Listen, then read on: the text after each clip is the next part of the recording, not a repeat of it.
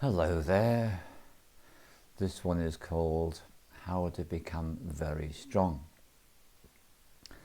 And welcome to Samhain. It's spelt Samhain. Most people know it as Halloween or all-hallows-eve. So what has Samhain got to do with becoming very strong? That's going to become crystal clear as we go on. So let me start by saying that most people are under a misconception. They think that this time of year is significant for one evening. That's not the case. Traditionally, this is one of the 8 Celtic festivals, and they would ascribe a few days to that particular time. So a couple of days before, a couple of days after. And what happens, shamanically speaking, is that there is a crack that develops between the worlds, between the 3D and the other realms. And this is why there are so many references in modern culture to magical practitioners such as witches and all the rest of it. So what I feel popular 3D American culture has done is it's debased one of the most significant of the 8 Celtic festivals of the year and turned it into a sugar binge and an opportunity for some child mischief. And well, I suppose what can you expect from the popular culture that's debased so many things? So what we're doing in this film is we're stepping fully into our power. That's how you become very strong. So that's all gone. So let's find out what this is all about. So first thing I'm going to do is I'm going to say, let there be light.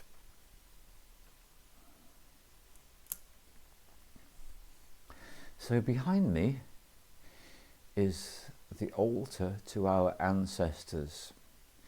And what I've done is I've done something. I've got a sister-in-law, she lives in Corsica, for example. I know other people that live in other parts of the world away from the Western mainstream, and the traditional practice at this time of year is to go out to where the graves are, the graveyard, the churchyard, or the place with all the holes in the wall, whatever it might happen to be. And people would do this as a community.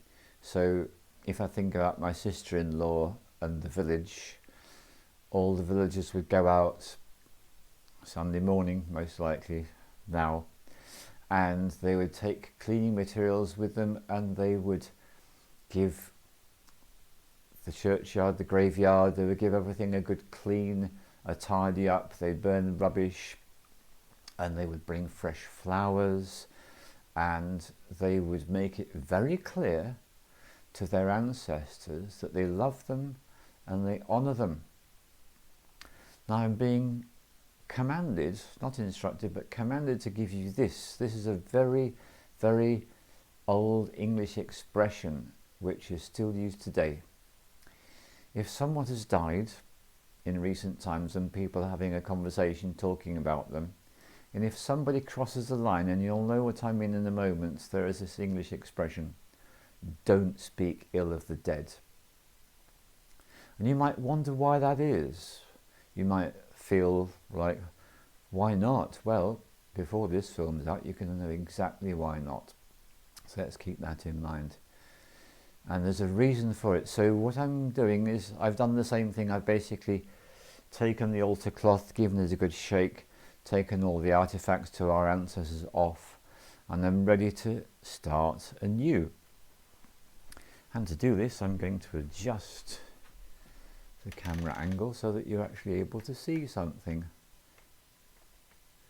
And what you can see at the moment on the far left is you can see my special strengthening cat's claw rosehip and honey tea, which I'll be sipping throughout what I continue to do.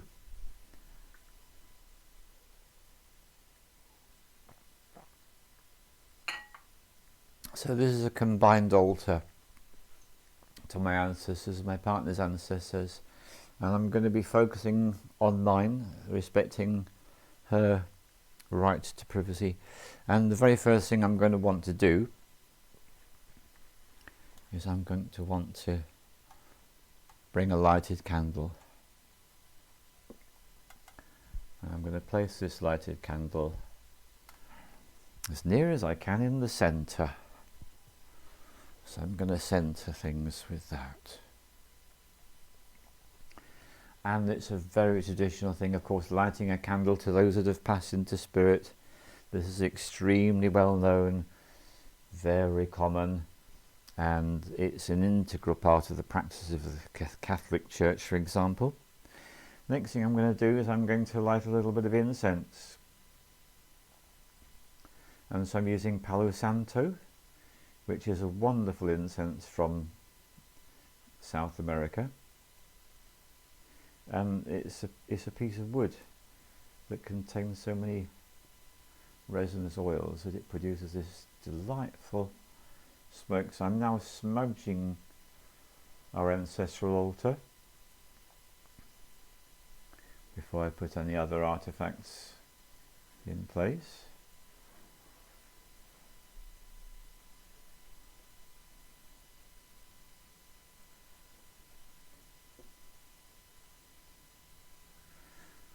Going to leave that burning there in the foreground. So the next item I'm going to add, very important, and that's the flowers. And I'm going to put the flowers over on my partner's side of the altar. I'm just going to move the camera around, and I'm going to put the focus here. And you can see the flowers are there still, and I'm going to restore my partner's artifacts back to her side of our altar.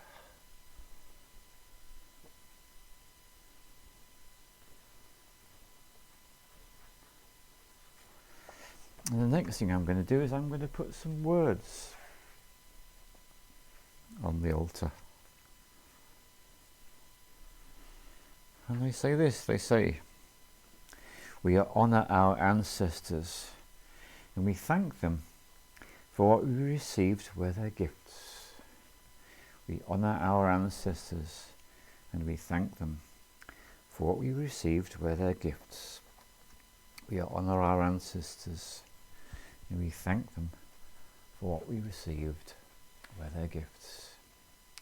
And by using the power of 3, saying it 3 times, that makes it more powerful. So every day for some time we've been working with this ancestral altar, giving thanks to our ancestors, doing meditation for the ancestors. And I can imagine some of you must be thinking at this point, I mean, look, this is 8 minutes into this film, and this is how to become very strong indeed. And he's talking about his ancestors. What's that got to do with being strong? That's a very good question. So thank you for asking that if you did. And the answer is, carry on, stay with us, and it'll become completely clear and so obvious. So when I started doing my meditations to the ancestors, and I'm just going to have a little check through, and this is the next item I'm going to do. Now when I started my ancestral altar, I didn't have any images, I didn't want any images, but then there was an image of my mother that's just appeared out of a book, and it felt like, okay, well, you know, if you want there to be an image on, then there will be. And so there is. And so for my side of the altar, this is the way I have it. I have it that my mother's side is the left, my father's side is the right. That's just the way it is. Don't know why. Just the way it's come out. So behind my cup, there it is, there's the photograph of my mother, and the number of times I've done the 5-minute meditation practice. So the point about having an altar to your ancestors, well, let's just explain what happens if you ignore the ancestors. There are so many parts of the world where what I'm saying is going to be just so obvious and they know it all. But if you come from the West, if you come from America, Western Europe and certain other places, then you've been brought up in what essentially is a significant degree of barbarism, in as much as a really crucial bit of information about life has been concealed from you. And I would say that was very, very deliberate. So this is what it comes down to. When I do my meditation to my ancestors, I am aware that, now I should clarify something here, both my mother and father are no longer alive in physical bodies. What I'm going to say next, it doesn't matter whether they're alive or whether they're dead, past, doesn't matter, because right now, right here, there's me, and behind me I have my mother and my father. In this particular case, they're no longer in the physical bodies. If your mother and father are alive and you're close to them, maybe you can give each of them a hug and feel that physical connection with the 3D. But for those of us who don't have that connection, what I want you to understand is there's like a hand on my left shoulder there from my mother, hand on my right shoulder from my father. I am not alone. I'm connected to them. Now here's where it gets difficult for some people. There are a lot of people, especially in these Western countries, that have got a lot of resentments against their parents. And there are people who've suffered horrific experiences directly because of their parents. There are people whose parents sell them into slavery. Not so uncommon in certain countries in the Far East. There are people who have put their children into the hands of paederasts, that's the correct term. There are people whose parents have facilitated their experiencing satanic, ritualistic and sexual abuse. There are people whose parents have beaten them, people whose parents have mocked them, ridiculed them, judged them, condemned them, spoken ill of them. And what I'm going to say is as follows. There is something that trumps all of that, something that is more powerful than anything that your parent or parents may have done to you that you judge to be harmful. This is what they did. They gave you life.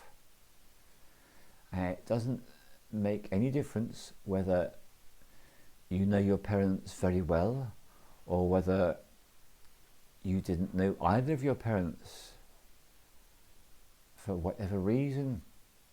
It could be they died, it could be they split up, it could be that you were abandoned. Whatever it is, whatever your personal story is, you are the union result of the sperm and the egg, and that's the context in which I'm speaking. Everyone who's alive got created by a sperm and an egg,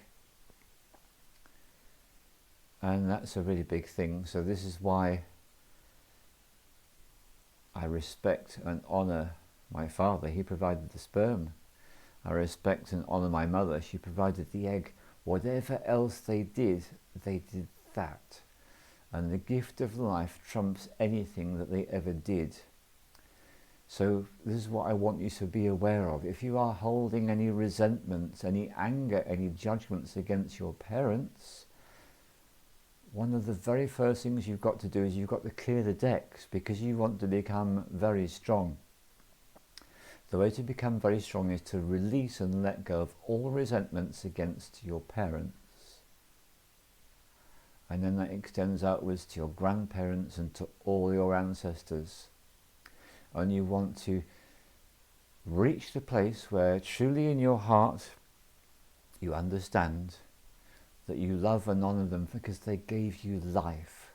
They gave you the opportunity to experience breathing, to have your feet walking across the soft grass on a rainy morning, the opportunity to watch the waves hitting the rocks in the shore, the opportunity to love, the opportunity to eat good food, all the things that you've ever been able to experience, all the great, wonderful things, all the most horrific things. It's only possible because of your ancestors, because they gave you life.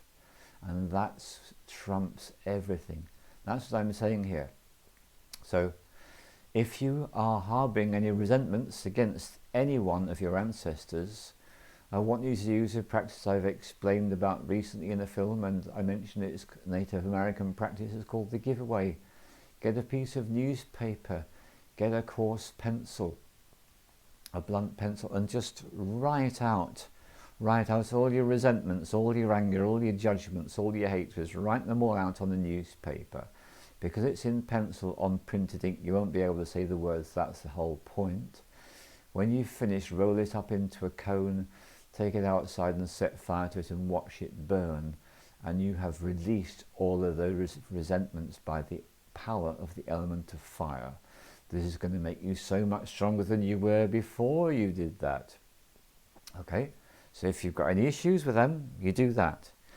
And having done that, you are then in a position, here we are, this is now the 1st of November, we're still in Samhain, we're still working with the magic of this time of the year. The veil between the worlds is stretched thin, 3D and the other realms, it's easy to make the connection. And so let me go back to what I was doing. So here I am, I'm still creating the altar to my ancestors. And so what I'm going to do now is I'm going to take this candle, I'm going to add it, there we are, and so to the right of this candle, between the two candles, that's my father, to the left that's my mother.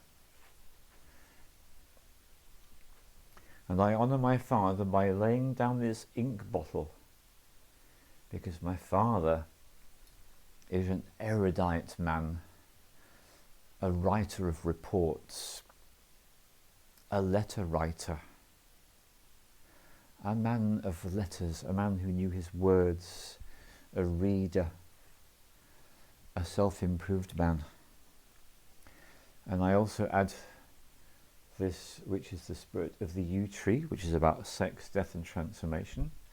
I add this pencil, which is about all his capabilities as a carpenter, as an engineer, as a motor mechanic, as a person who could fix things and make things and create things from very little. And I add this pencil to represent him as a draftsman, as a person that was capable of making technical drawings. I also add this oil burner,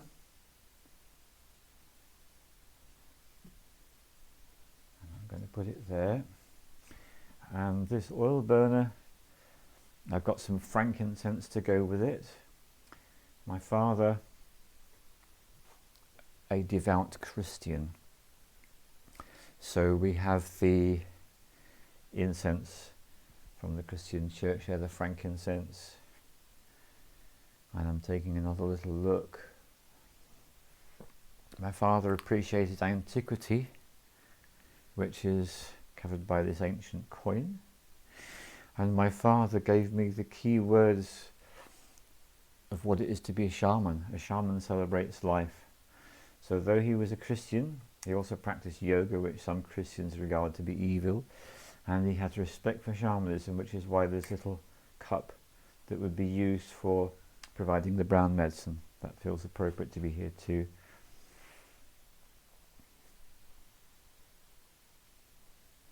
I also have some more incense and another oil burner, that feels I want to put that there too.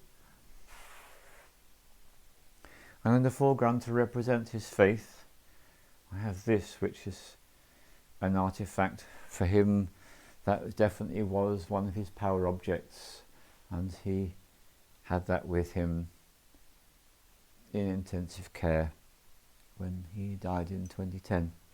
So all that feels very appropriate. Next is I'm going to take this particular artifact, so I'm going to place this directly in the middle, because this is actually going further back into my ancestry. That's my father. Now this goes back further into my ancestry. So this is the next level beyond the grandparents. And this one also, the grandparents, two little jugs. Two little jugs.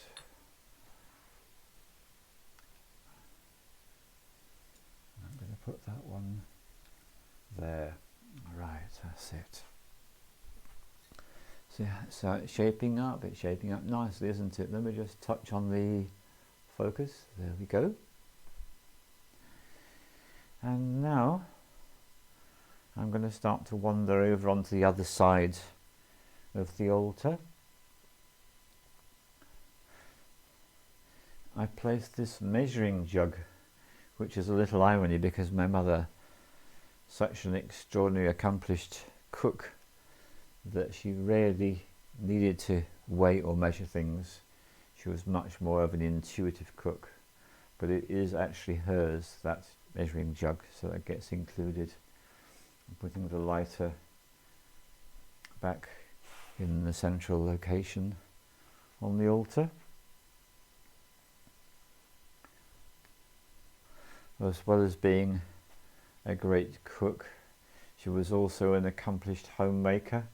So I have the beeswax furniture polish to reflect and celebrate that. And this I put on as one of her containers she used for jewellery. Like many women of her time, she used and appreciated jewellery. And I'm going to lay out this necklace. I'm going to lay out this stone exactly in this position here in the foreground, because it says, what does it say? I can read it. For being, oh yeah, thanks for being you. So one of the really significant things about my mother and my father is they had great love for each other. And I'm very blessed that actually they didn't ever divorce. And that's not without difficulties. They had great difficulties at times in their marriage and their relationships, and they stuck through everything. So that represents the message of love which I received from my mother and my father. And in fact, because this is all happening moment by moment, I'm now going to place this necklace around that stone.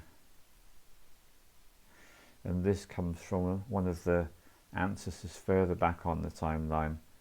So this is not from my mother or my father, this goes back, just like this jug and that jug.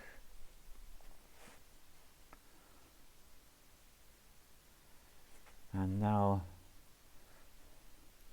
I'm going to add this apple and this apple. And apples relate to eternity and beauty, and it's putting food on an altar, which is traditionally a very appropriate thing to do. Food for the ancestors. I've placed these chestnuts between the two apples, which have their own beauty. I've placed these two walnuts on my mother's side because one of her absolute favourites in life was to be able to make and offer up a date and walnut cake. So let's have those there as well. Now my mother had the, in a sense, misfortune to be born and to become into adulthood when certain things which are now accepted were very much rejected, judged and despised. So my mother had abilities, and the only way this was ever manifested in my awareness was through her abilities as a dowser. So here's one of her pendulums, and there's the little bowl that the pendulum was kept in.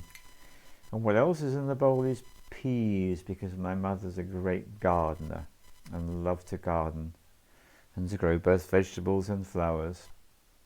And there's a stone that's appropriate to her as well. Here's another tiny necklace which is appropriate as well, so I'm going to add that too.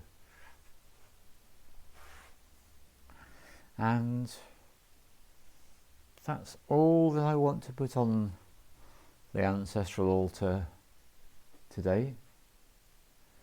And it's a dynamic experience having an altar. Things come, things get added to the altar, things get taken away, and that's so appropriate. And in fact, there is one more item I want to add. I want to put these glasses onto my father's side, because now I'm being told to change it. I need to put it in the centre, because my mother and my father were both great lovers of books and of reading. My father, the master of non-fiction. My mother, the master of fiction. So at this point you're going to be asking yourself, okay, he still hasn't explained to us what the ancestors have got to do with becoming very strong. And so I'm going to give you a quote from a shaman. It's a great quote, this. Those that ignore their ancestors will find that they run amok in their house. Yes, those who ignore their ancestors will find that they run amok in their house. Running amok, going crazy, causing mayhem, causing trouble. Here's the thing that I want you to grasp. When you honour and respect your ancestors and you appreciate them for giving you life, it means that they feel heard, they feel respected, they feel appreciated, because all of the people in the world outside of the Western countries know that when someone dies, it's just letting go of the physical body. Of course, that being continues in the non-physical realms. And to be honest, they do choose. Some that pass into spirit choose to remain aware and connected with what's going on this earth, and others move on and do other things. So it's really helpful when someone dies, first of all, to let your feelings out, express until that's done, and then to let them go, to harbour no grief, to harbour no resentments, to harbour no anger, to harbour no negative feelings of any kind whatsoever, because all that does is that makes things more difficult for them. It's really important that if you're ever going to send them anything, send them love, send them blessings, and honour them. Now, the more that you tune into this energy, the more miraculous things will start to happen. So this is what's been going on. I'm on day 12 of my 21-day process. My partner's finished her 21-day process. So I'm only just over halfway. And what happened to me after just a few days of doing this work, I felt a sense of a presence on my left and my right shoulder of my mother and my father. And I realised, of course, that my mother and my father have got their parents. That's the grandparents, and the grandparents have got their parents, the great-grandparents, the great-great-grandparents, the great-great-great-grandparents, the great-great-great-great-grandparents, and all the way back. And I realised that actually it's like I've got these wings, and the wings are all the beings on my mother's lineage, all the beings on my father's lineage. And because my only feelings for them are love and respect and honour and appreciation and gratitude. There's no negative energy getting in the way at all, which means that they've got my back, which means that I am powerful beyond measure, and any really challenging, difficult, upsetting, disturbing, life-threatening situation I find myself in, they're with me, providing me that inner strength, that inner sense of what to do, that intuition, that instant knowledge, bypassing the rational mind. I'll do this, I'll do that, and saving my life over and over again. Those of you who know me a little bit will know I've been in the Atlantic Ocean. The water's taken me away from the coast, and that water brought me back because my ancestors had my back all through that. It doesn't mean to say I don't go through difficult, challenging, disturbing, upsetting, maybe even horrific experiences. No, but it means that I'm connected. And I made a drawing, and it's in pencil, and it's very hard to see. I have no idea whether you're going to be able to see it, but I'm going to just hold it up there anyway. And it kind of looks a little bit like a pyramid, and there's a little circle at the top, and that's me, and then extending downwards and outwards and outwards, there's more and more connection. I realised when I started drawing that, this is the way it goes. You've got one, me, the result of the union of two is the parents, 4 grandparents, 8 great-grandparents, 16 great-great-great-grandparents. You see where we're going? 32, 64, 128, 256, 512, 1024, 2048, and so the numbers go up, and you can round them up, and you end up with 250,000, 500,000, million, 2 million, 4 million, 8 million, 16 million, 32 million, 64 million, 128 million, 256 million to 512 million. Do you see where I'm getting at? You eventually realise the ultimate truth, which is that we are all connected through our ancestors. And this is where our true strength comes from. I've spoken to you about this with the trees and the plants. They are all connected through their roots. And the roots have the mycorrhiza fungus, which is the communication means, how they'll communicate with each other. There's this wonderful biome, which is all the life on earth in the plant kingdom, the kingdom of the animals, and then the humans. We are so connected, and this is what gives us strength. What makes a person weak is to feel that they're doing it all on their own. By honouring, loving, accepting and communicating with our ancestors on a regular basis, we are changing this from a mere academic idea to a reality. The reality is I feel my wings at my back of all the beings that have come before me.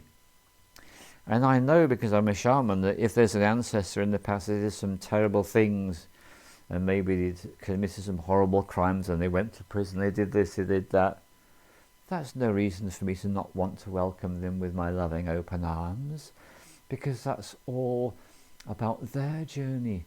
I know every human makes mistakes. I know I've made so many mistakes I can't even begin to count them. Same with everybody I know. Same with our ancestors. And it's all our good deeds and our mistakes that make us who we are.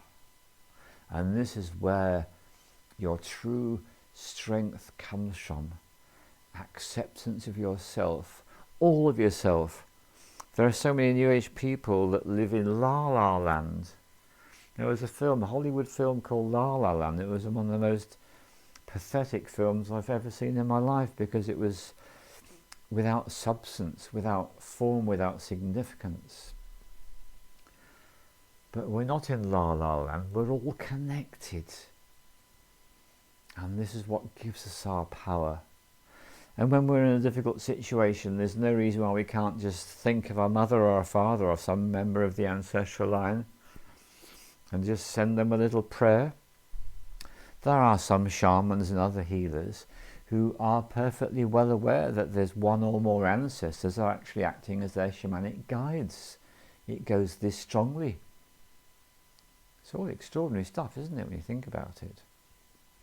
So the way to remain weak is to be cut off from your ancestral line, to be seething with judgments and opinions and resentments and anger and hatred towards members of your own family. That's the way to stay weak and cut off and disconnected. But the moment comes when you realize that's all an illusion. You do the giveaway process, you let it all go, and you do what I do so frequently, which is to put my hands together and to bow my head and to say, we honour our ancestors and we thank them for what we received, everything that we received, all of it, all of it, all of it, were their gifts. So thank you, my mother, my father, and all of those that are at my back, keeping me strong in 2020, when life seems to be getting more and more insane. And those of us who can see ahead know there's a fair bit more of that insanity to come. They got my back.